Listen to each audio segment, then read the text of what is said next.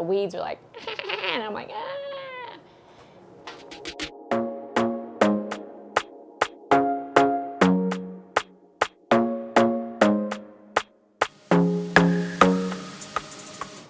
Hey guys, what's up? It's Heather with the Mosco, and today we are doing a how-to guide of how to plan your garden.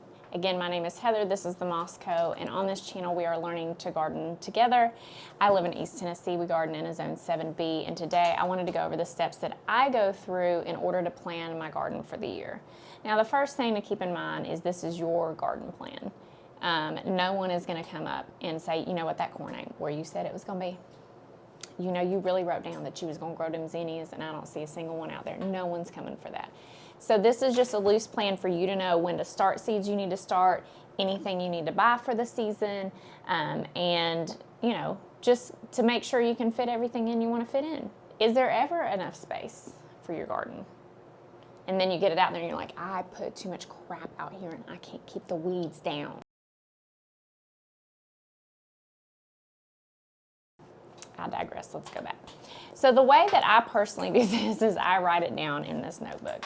This is just a notebook I got from work. It was on sale one time.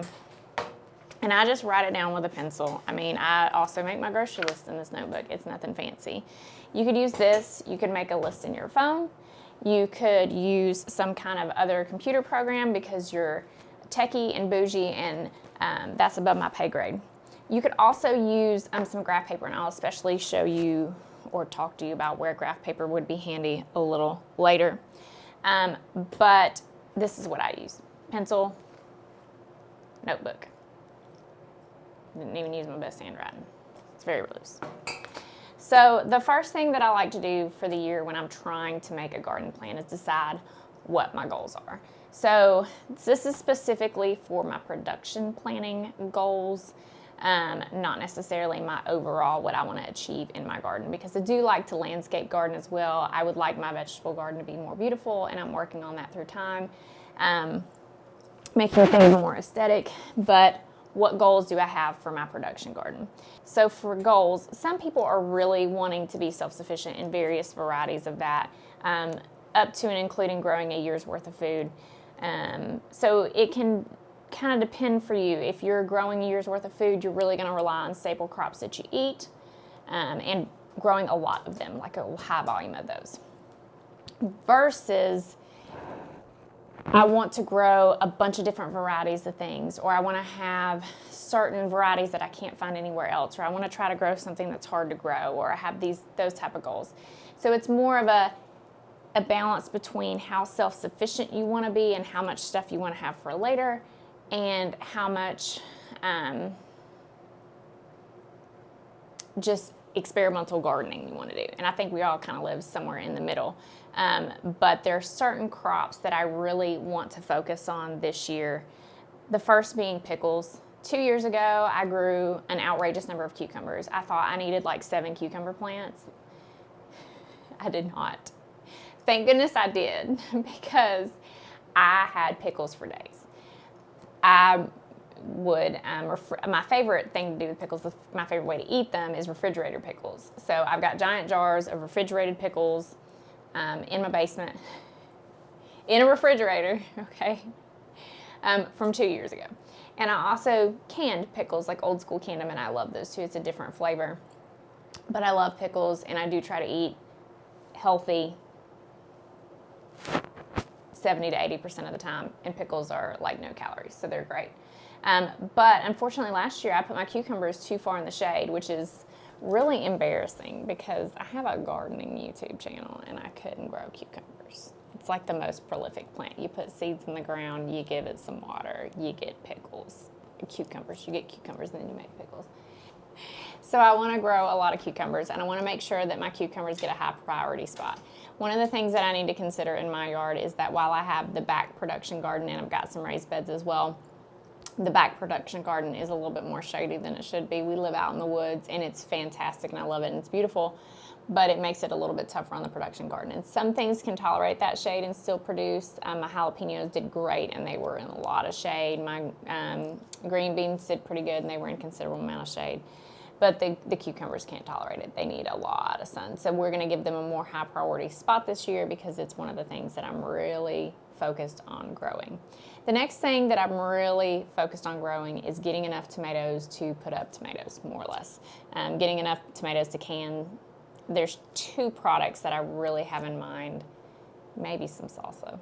I don't enjoy canned salsa as much as I like fresh homemade salsa. Actually, when I make salsa for the kids, I take a can of tomatoes and mix it with cilantro and onions, and they really, really love that. And so if I had canned tomatoes, it could be, doing that. So I'd really like to have enough to can like diced tomatoes and also to can marinara sauce, because I would love to be able to pop marinara sauce open that is mine, that I grew. Then I would give them, the other. So I'm going to make sure that my tomatoes are high priority, have a high priority spot. And because I'm more focused on canning them as opposed to having like really cool varieties to eat, like for several years now, I've been focused on heirloom varieties and things that might taste a little different, because I'm really focused on having something to can and put up and eat throughout the year. I'm going to prioritize more of the hybrid varieties and saucing tomatoes. And I'm also going to have make sure I put them in a spot where they're getting that priority. Another thing, goal that I have is, again, I'm a little bit more focused this year on preserving some more food. Of course, we're not going to have a full year's worth of food, but I want to have some food to preserve. And I'm switching away from some things that I just wanted to grow. So we'll see about potatoes and onions. I've grown them. They're great. They're fun. We do eat all of them. We would use them, but I don't have a root cellar, so they don't stay forever. Now, I could chop them up and freeze them, but I'm just not as excited about those products as, say, tomatoes and pickles. I do want to make sure that we grow okra again this year. Okra was great for us last year. I loved that, so we're going to grow okra again this year and make sure that that also gets a fairly high priority spot. With an extra goal with the okra is that I want to be able to make pickled okra. I have a lot of frozen okra in my house right now, and that's great, and I'll still do some of that because it's really easy to do and keep up with, but I want to make some pickled okra. I really love pickled okra. Again, I love pickles. It's healthier, so I'm going to make some pickled okra. The other things that I really want to grow, I'll go through in a minute, but those are really my biggest goals with my, I also want to overcome whatever is plaguing me about squash and zucchini. Those are not my goals. I'm not even close to done. So pickles, okra, tomatoes, whatever's going on with my squash and zucchini, I don't know, but I'm going to figure it out because I really want to have a lot of squash. The first year that I had a garden, I had squash and zucchini coming out of my ears. Like, it was everywhere. Every day I would come home from work, I would take a tomato. We'd usually have a handful of tomatoes that were ready and a squash or zucchini, and I would saute it up with some garlic or throw it in the oven at 425 with some garlic, and it was great. It was a wonderful meal. Not protein heavy enough, and that's something I do need to focus on in my health journey, is having more protein, but you can't have everything, and protein is what you don't have. So in any case, I need to overcome that, and I'm teetering with the idea of growing peppers that I can dry to make Latin American style dishes later, like enchilada sauce and tamales. I'm teetering with that idea. We'll see. We'll see how high that priority is in the garden. So that's the first step, is think out your goals. And it's probably not hard to think out. It's probably whatever you've been dreaming up in your mind that you want the garden to look like this year. Again, I do still want to have quite a few cut flowers. I want to maintain being able to make bouquets all the time. I really do enjoy that. I take them to work. I have them here, and I really enjoy having bouquets that are at my fingertips all the time. So those are the goals. The next thing that I do, step 2, is writing down what you want to grow. So I just make a long list of things I want to grow. And we'll go through that now because I have it written down. For flowers, I want to have zinnias, sunflowers. I would like to do Dara again and marigolds because they did really well for me. Ornamental basil for foliage and dahlias. And that's it for my cut flowers. Those are the things that I use the most. I have a lot of cosmos seeds in here, so I might plant some cosmos. I don't find that those flowers stay very well for me. Dara was hard to get started last year, so we'll see how well that goes. But for sure, zinnia, sunflowers, basil, and dahlias. It's a little light on the filler flower. I recognize that. But they have all been ones that have done well for me. There's not really any cut flowers that I'm really excited about growing. I'm more excited about canning things up this year than I am about cut flowers. And so I'm going to prioritize making sure those things go in the right place. I do love the dahlias. The dahlias I love. I dug them. I kept them. They do look kind of funky. So I'll probably buy fresh of the things that I love to make sure that I can keep producing those arrangements. But I think with that set of flowers, I can kind of achieve my goals with flowers of having flower arrangements. So we'll see. And then it always changes. I have this giant box of seeds. And so I may change my mind. There are already snapdragons out in the garden, and they look horrific. We did that cool flower method with them, but I never staked them. So they look great. Maybe 1 year. I mean, this is like year 5 of me having the hardest time growing snapdragons. I don't know, but I will go out there sometime this spring and stake them up, and hopefully that they will be magnificent. I would love, love, love, love, love to have snapdragons that were magnificent. I also do already have some whole crop of weeds. But I do already have anemones in the garden. I just threw them in there. I didn't soak them. I didn't do nothing. I just threw them in there. And I do think that they came up, but I can't tell what's weeds and what's anemones, so we'll find out. And I do also have quite a few tulip and daffodil bulbs that I have just for cutting in the garden. They are in a fridge chilling right now, and we are going to plant them here shortly, like in the next week or so. I'm going to plant those. So those are other cut flowers that we'll have to kind of round out the season, and I think that that will get us. We'll have some in the spring, and then we'll have a lull, and then we'll have some in the summer. For future years, not this one, it would be a good thing to try to make like a weekly or a monthly list, or put out a high tunnel so that I could start things a little sooner. So we'll see. But those are the things I want to grow. It's a little lighter on the cut flower side, like I say. And I may focus more this fall when I'm doing the cool flowers on getting some more filler flowers out there. I would love to be able to do sweet peas. Sweet peas, is that right? Maybe. Things like that. So we'll see. But for this summer, that's the priorities I have.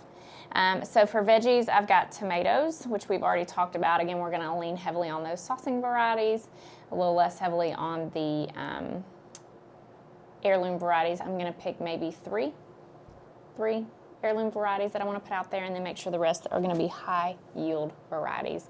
If you don't know your heirloom varieties, they are, in my opinion, a little more flavorful, a little bit more unique. But they don't produce as much. So if you buy, and specifically saucing varieties are going to be like your Roma tomatoes, your San Marzanos, things that are like those plum tomatoes. They have less water content, so they make better sauces.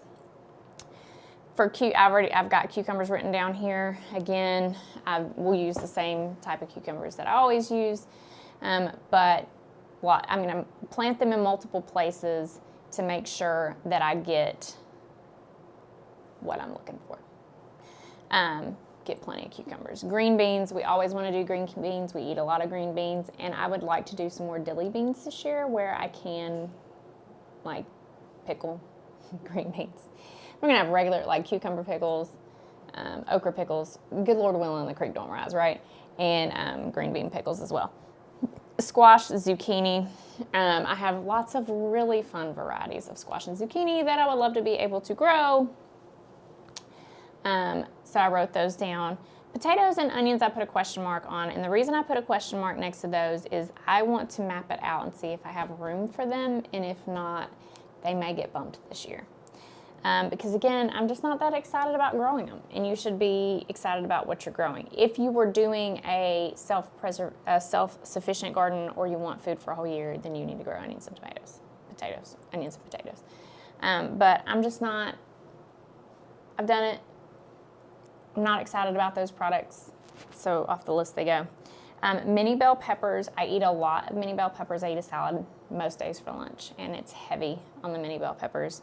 They just go with so many different flavors. They taste delicious. You can eat them as a snack. You can roast them.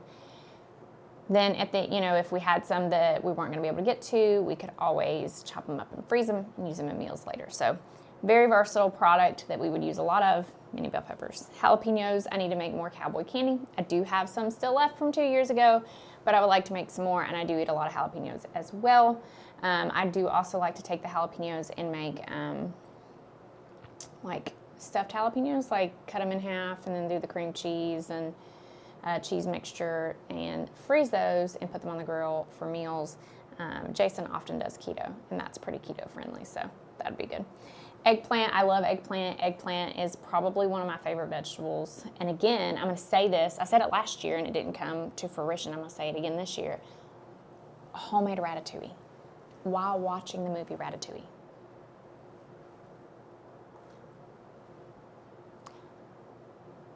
Hold that thought. I've got people that we're going to Disney with, because y'all know I'm a Disney adult. I love Disney. I've toyed with the idea of doing a Disney Channel, but I don't want to ruin Disney for myself. This is such like a childish problem. Anyhow, think this out though. Think this out. You ready? We're going to watch Ratatouille. We're going to order cheese from France. You can do that. It's not as expensive as you think. We're going to order cheese from France. We're going to make baguettes from scratch and eat ratatouille from the eggplant, tomatoes, zucchini from your garden. I mean, it just sounds like the pinnacle of my garden dreams and my Disney dreams all together. Let's all just hope that into fruition, shall we? So, eggplant. And I have several varieties that I will try to grow again, and these will be next to tomatoes, cucumbers, all those things that I mentioned in my goals. These are pretty high up on my list. I will give these a pretty high priority spot. Eggplants have got to have all the sun. They've got to get all the sun. The peppers, not as much. The jalapenos did great in the basically shade last year, so I will put those a little further away from the sun because they can still produce plenty. And we could do like multiple plants in that area, because I've got plenty of that area that nothing grows in, and get the production we need without having to have all the sunlight. But the eggplant won't produce out there. It will, but so we're going to put the eggplant in a more high priority spot. Okra, we had already mentioned. Again, we want to make some pickled okra. My okra was like 8 feet tall last year. By the end, like I had to grab the stalk of okra like above my head, bend it down, and harvest from it. So one of the concerns that I have when I'm placing the okra is I don't want it to shade out anything else, but by the time it gets that large, I feel like everything else is pretty close to done. So winter squash, and I've got a unique place that I kind of want to put that. And I don't know if I mean by winter squash which one I'm going to choose. I cannot do all the varieties that I own. I have a lot of seeds in here and a lot of varieties. And it is really, really fun, but at the same time, I may not be able to, I need to prioritize. And I'll show you where I'm going to put that, because I think I've got a space-saving idea that we're going to try out this year, and we're going to see how it goes. Black-eyed peas, we love black-eyed peas. Hold on, I can show you.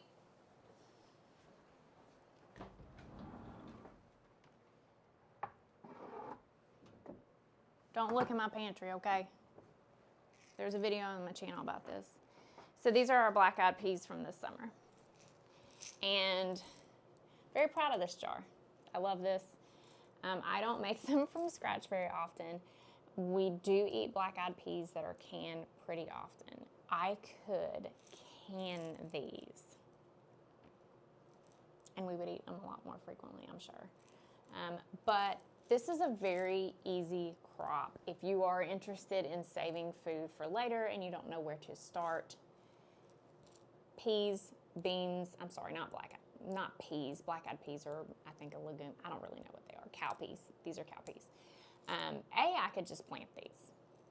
I mean, seed saving, like for those of y'all who are preppers, like look at my food. But I would like to soak and like make these. I have a good recipe with like bacon and tomatoes, and it's really great, and you slow cook it for a long time. But these are really simple because you just grow them on some kind of trellis, and then when the pods dry out, you bring them in, and then like when I'm cleaning, I do this with basil too. So I take my basil and I cut it and I just lay it somewhere in the basement to dry. And at the end of the season, then I have my kids open the pods and put all the black-eyed peas in the jar. So I would love to do this again. I would also love to maybe just straight up can some pressure can some, because I think that we would eat them more frequently like that. This is kind of a time-consuming thing to cook. So maybe I'll make some this weekend on cheat day. Sunday is cheat day for me. My husband doesn't have cheat day on Sunday. So we usually, I'm trying to train myself not to just cook all the things. That has become a problem. Last time we made like beignets and homemade Boston cream to go in. It was a whole thing. I'm just blah, blah, blah, blah, blah now. But black-eyed peas. We want to grow these again. And all you got to do is grow them on a trellis, let them dry, and then you could just preserve them like this. I could take this jar and like can it now. Like it doesn't have to be done right when it's grown. But black-eyed peas. Put that back. Y'all don't look in that pantry. It's nasty in there. And then I've got basil. I always like to buy the Amazel basil from Proven Winners. It does fantastic. I don't have to worry about it bolting. And I try to, like once a week when I'm harvesting everything, go out there and just cut the tops off of everything, lay it on a thing to dry, and then I crumble it up and put it in mason jars. And I had enough this year to give one to my sister-in-law, one to my mother-in-law, and keep one for myself. And as far as like dried herbs go, I use dried basil the most. I also like to dry thyme as well. We got dried thyme from 2 years ago. I need to make sure to dry some more thyme this year, so we do use that kind of frequent too. I would like to do more strawberries. My whole family loves strawberries. I have one plant right now. So I would like to get one of those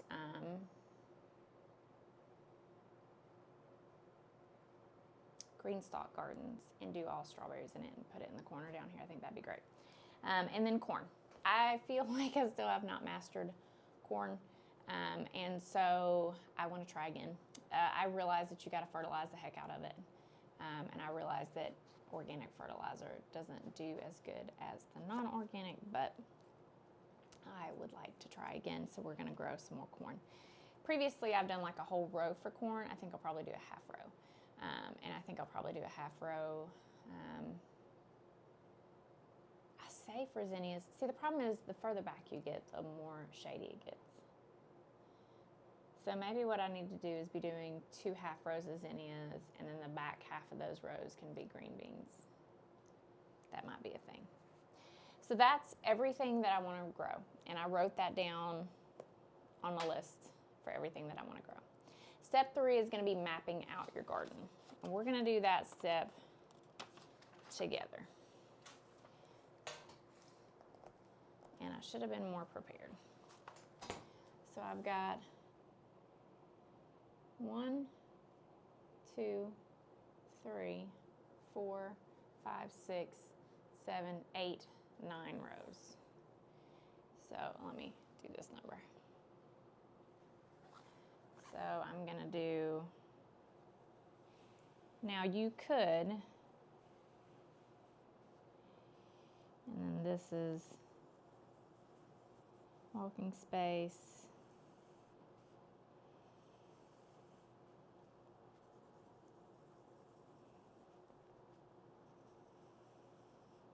You could go out and measure and then use graph paper to know exactly what square footage that you're growing of these products, especially if you wanted to be self-sufficient and grow a year's worth of food. But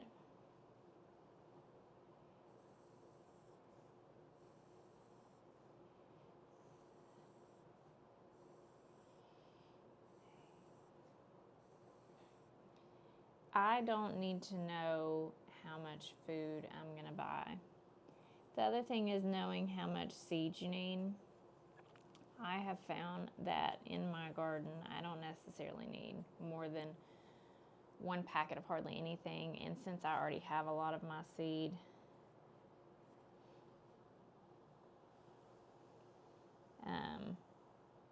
it's just not necessary for me to be calculating out how much seed I need.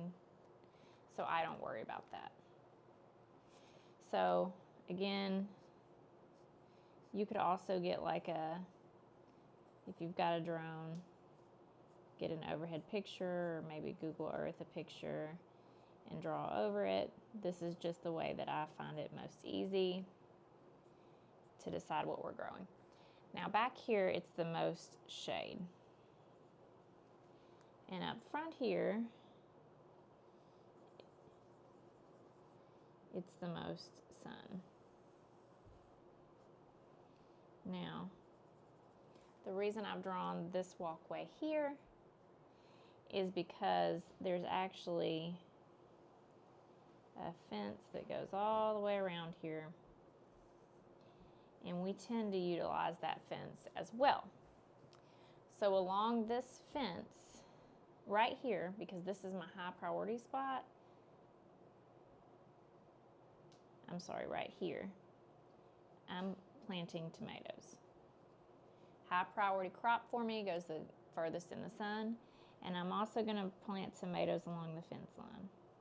The concern I have about that is that my dogs may be able to eat them, but I think by having them two places, I'll be able to get 20 plants in there and have plenty. Now is when it starts getting a little bit more interesting. So I'm probably going to do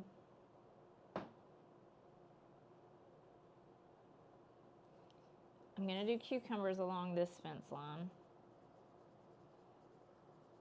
And then there's another place that I'll do cucumbers that I'll show you in a bit. Maybe I'll go ahead and draw that down here. So I've got 4 raised beds currently. 2, and then a trellising system. And then 2 more. And then I'm going to add, just imagine this part is up here, okay? 2 more beds to my raised beds.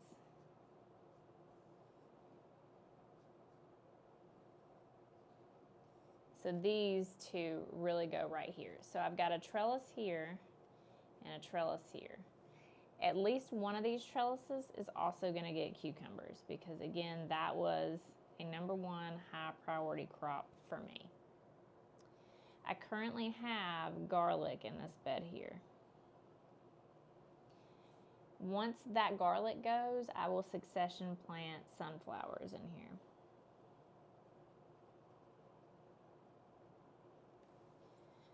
Sorry, video cut off on me. On the things that need sun, we're going to have corn, we're going to have okra, we're going to have zinnias. I'm also going to sneak some dahlias. I'm going to sneak sunflowers in a succession along this fence line as well. Couple reasons for that. By the time they come up and flower and are gone, the cucumbers will be fine with that. To me, you just kind of have to sneak sunflowers in different places. So, sunflowers here as well.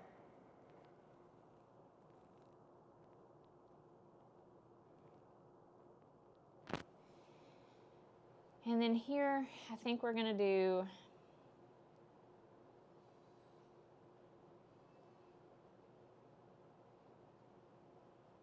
let's go over here with our okra.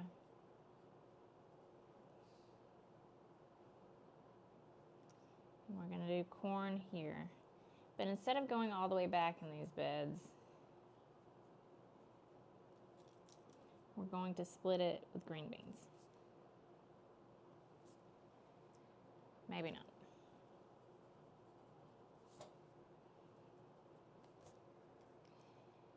And then I need to do zinnias.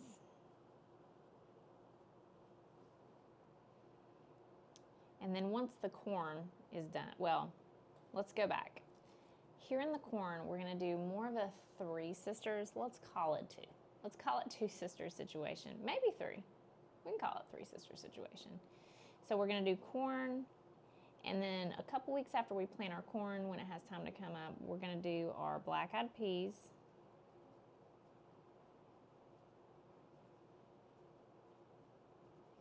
So that it can use that corn as a trellis. And then it can just dry on there and it'll be perfectly fine. And we're also going to do our winter squash here. That was the scariest sneeze I've ever heard a dog make. Or winter squash right here. More in like a Three Sisters style. And we're going to see how that goes for us. And I may include my black-eyed peas somewhere else that I can guarantee a crop. So then we've got okra here, zinnias here. Nope, you know what we need to do?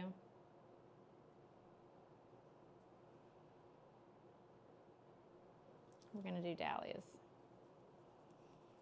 And this is kind of how I go about it. I just start thinking about it and thinking about what's my top priority. So I'm going to go dahlias.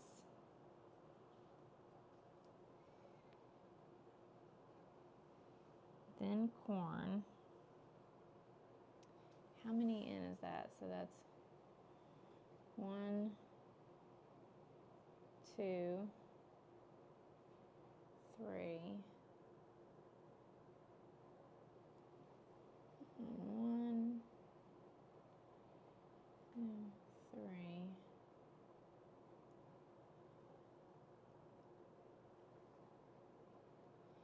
I want all these things to be in the sun, so we gotta. Let's go in with okra. Right here.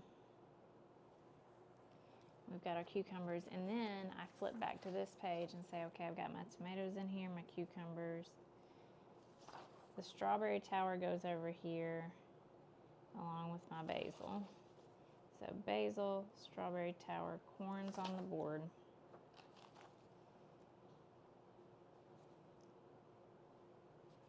Okra's on the board, winter squash and black-eyed peas are on the board.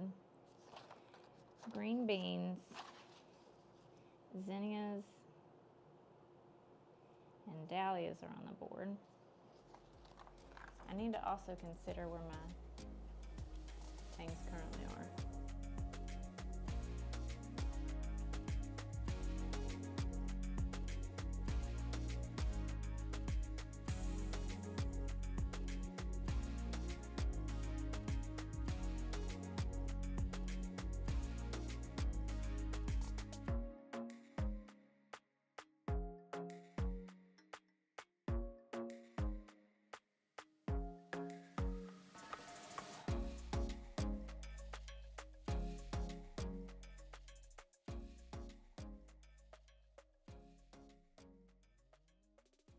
Okay, so I think that's got everything pretty well mapped out.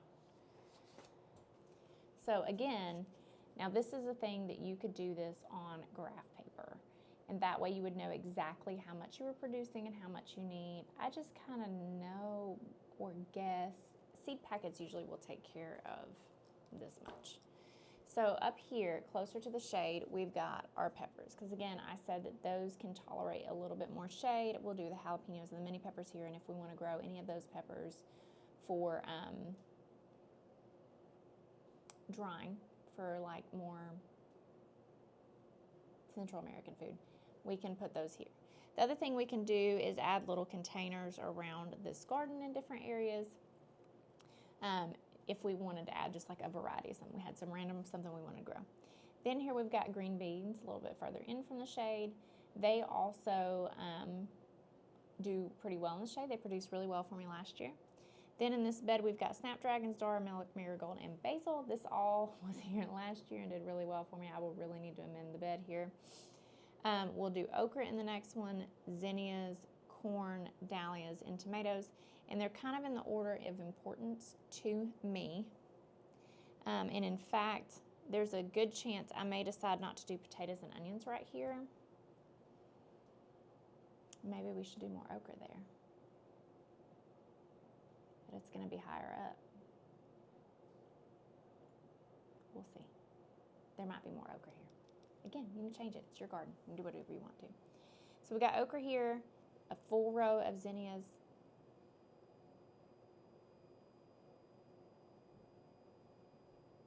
Fish tank's breaking. BRB. Alrighty. You know what also just occurred to me? We could have a party where we have people over and we can together. How? And watch Disney movies. And I can send them home some canned goods. Okay, moving on. Alrighty, so again, closer to the sun, more priority spots. And then we've made sure that everything we've got on our list has a place in our garden. And we've even got a little extra spot to have some play here with these items.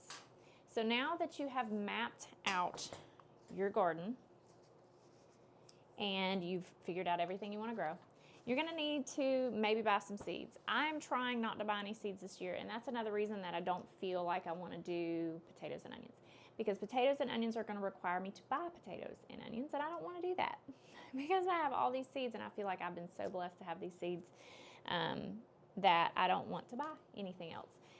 The other thing, I'm going to have to buy, 2 beds and a strawberry tower, and so I would probably mulch and other things. So I don't want to spend a bunch of money on those things. Again, if you don't have these seeds, though, you can go through seed catalogs and you can go down the rabbit hole of spending too much money like I do. So now that you've got it mapped out, you need to know when you're going to plant these things and when you're going to start these seeds. Now, I will give you a side note. I do not make a plan for my early spring crops or my fall crops. What I'll do is go through here and say, okay, the tomato bed, I'm going to put a thing of fence up to trellis my tomatoes on. I can plant in between those with lettuce all I want to, or I'm not going to plant in that squash bed till after my final frost. So I could go in there now and do lots of lettuce, not now, but in March, do lots of lettuce, do lots of cilantro, and then when those products, I could just clear out that little hole that they need and still do those things. So there's a lot of things that are in my seed box that I will just go through and throw them anywhere in the garden, knowing that later I'm going to use that space for something else, or trying to think where I can kind of fit it in. The things that I usually like to grow in the spring are lettuce, really lettuce and cilantro are my favorite spring crops. I really love to grow lettuce. It's super pretty, especially if you get it to head up. It's very easy to grow. You throw the seeds in there, it grows like a charm. And we eat I eat a salad every day, so, lettuce is great.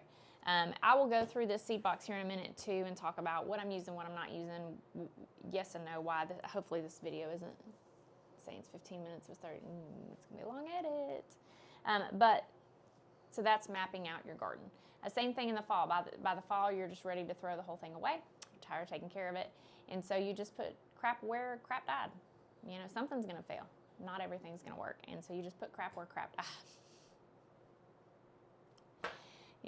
And then we will do a video later in the season about cool flowers and where we're putting them and all that kind of stuff. I did start a whole lot of seeds for cool flowers this year, and I was really excited. I was going to have a whole row of just cool flowers, and I was really proud of myself and excited. And then I got pneumonia, and I didn't water my seedlings because I couldn't even fathom watering seedlings. And my husband came up, he's like, I haven't been watering your seeds. I'm like, you've been taking care of me. What do you want me to do? What? He's been taking care of me. The kid was sick at the same time, never complained. He's like, oh, I didn't water. Let them things die, man. You've been doing too much anyhow.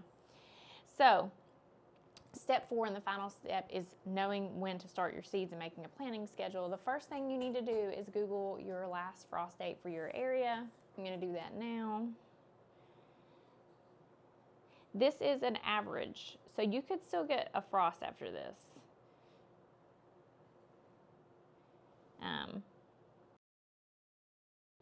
So my last spring frost is going to be April 12th, and my first frost is going to be October 24th. So April 12th is always right around my birthday. My birthday is April 15th. So last frost, April 12th, we'll write that down. And then you just need to count back from them. So zinnias, those I like to just go through on my list, and I will show you that right here. So zinnias are a direct sow. Sunflowers are a direct sow. Dahlias are a direct sow. Cucumbers, I'm going to put DS for direct sow. Green beans are a direct sow. Squash and zucchini. Potatoes and onions, should we choose to do them, are a direct sow. Okra is a direct sow. Winter squash is a direct sow. Black-eyed peas are a direct sow. These also you don't start seeds for. So then we go through and look up. So then we're going to go through and look up when you need to start. And I just do an average. I know that's not the way in the light. I have so many pumpkin seeds that I don't have anywhere to put. Maybe I can sneak them over to my in-laws' house. They have a garden, and they don't get as invested, I feel like, as I do. Maybe that's the right word. Or maybe they don't have the time, or they don't prioritize it, or whatever. I think I could sneak some pumpkins out there. But I also know they have a dog, and it's not fenced in, so, you know. But maybe I should do these. These are pretty.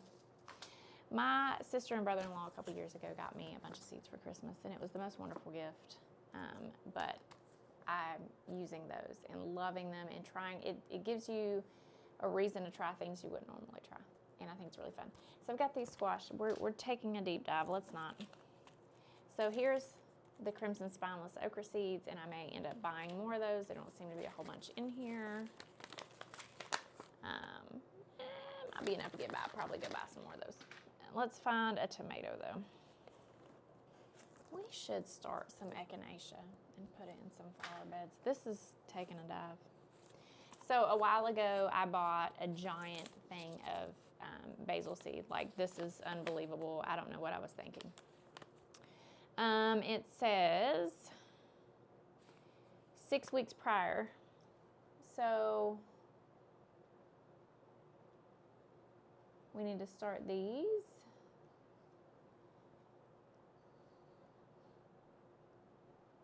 12, 5th is 1, 2, 3, 4, 5, 6. It says March 1st. So 6 weeks is going to be March 1st, so that's this here. Basil, March 1st. Need to find a tomato.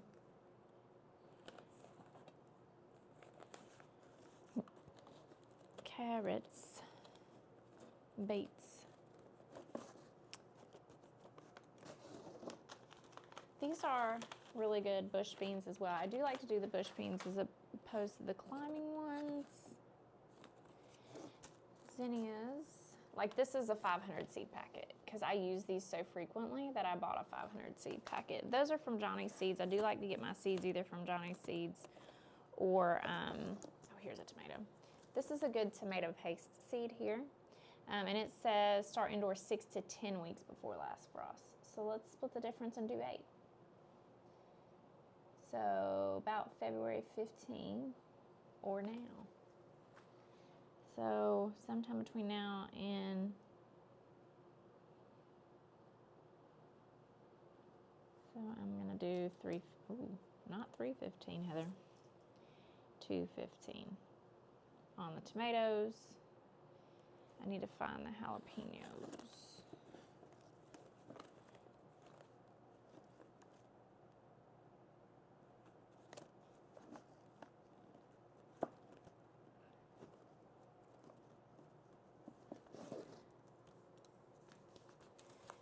Sometimes I get to where I'm like, that is an empty seed packet. That's cute. You can Google this as well. Like, you don't have to sit here and, oh, here's a jalapeno. So it says 8 to 12 weeks before. So we said 8 weeks was 215. Eggplant, we need to start ahead. So let's, oh, this would be a pretty one. Do I have any of these seeds left? Yes, nice. San Marzano. These are some of the first seeds I bought. This is the San Marzano. We should use this up this year. Watermelon, carrots, snapdragons, Dara. Do I have enough to do anything with the Dara? I have 5 seeds. Okay.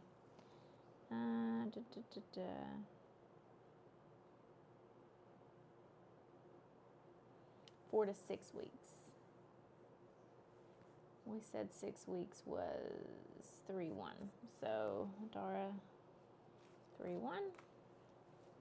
What else we need to find? Marigolds. I may buy more marigolds this year. I really have enjoyed those.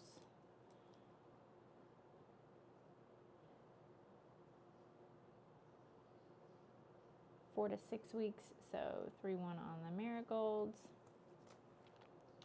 And a lot of times when I'm doing this, I will do it in batches. So there'll only be like 2 or 3 batches, 2 or 3 days that I have to dedicate time to take care of this. Mini bell peppers, I'm assuming, is also going to be a February 15th thing. Let's find the eggplant. It's right here, I feel like.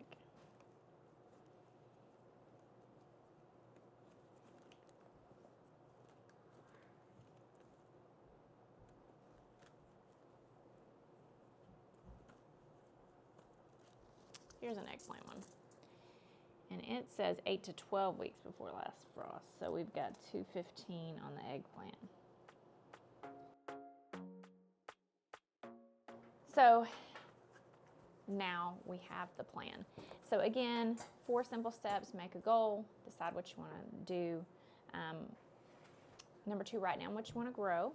Number 3, map out your garden.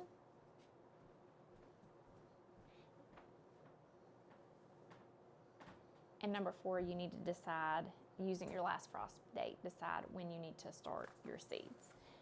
I will be using, I think this year I'm going to buy another AeroGarden. That is the way that I'm most successful starting seeds.